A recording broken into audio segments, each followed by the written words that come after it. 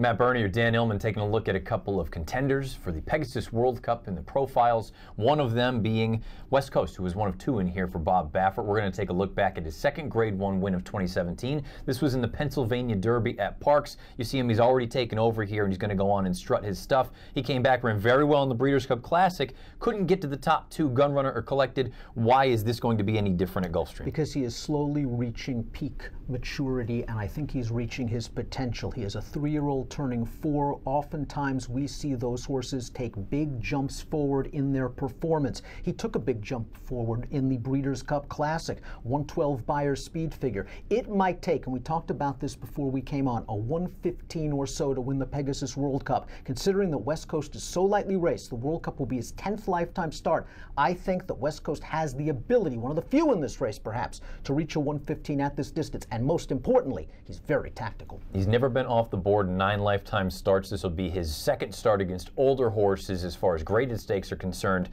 Does the distance at all bother you, considering this race is going to be run at 9, the Pegasus World Cup, and he's had basically 2 of his best efforts, the Travers and the Breeders' Cup Classic, both of them were at 10 furlongs. True, but he has done it at 1 1/8, especially when you give him that sort of situation. Pennsylvania Derby, the Los Alamitos Derby, 2 different situations. Up close in the Pennsylvania Derby, coming widest and fastest in the Los Alamitos Derby. You give him pace, and you know there's going to be hitting in the Pegasus World Cup with horses like Shark Azteca and Collected, and you know Gunrunner is going to be close to the pace. West Coast might be very comfortable in mid-pack, and if those horses on the lead really hurt each other from a pace dynamic, expect West Coast to be running. I agree with you. I think down the road we'll see him at 1 1/4. Is there any concern, and at least maybe this is just me trying to make something out of nothing, is there any concern that this is the target for basically the entire field when it feels like maybe for West Coast this could just be the beginning of a giant campaign, and do the connections want to squeeze the lemon dry in that first time out? I know it's a lot of money, but you know you could easily go to Dubai here in a few months too. You could, but Baffert knows this as well, and I think Baffert understands the horse. 12 million reasons to win a race like the Pegasus World Cup.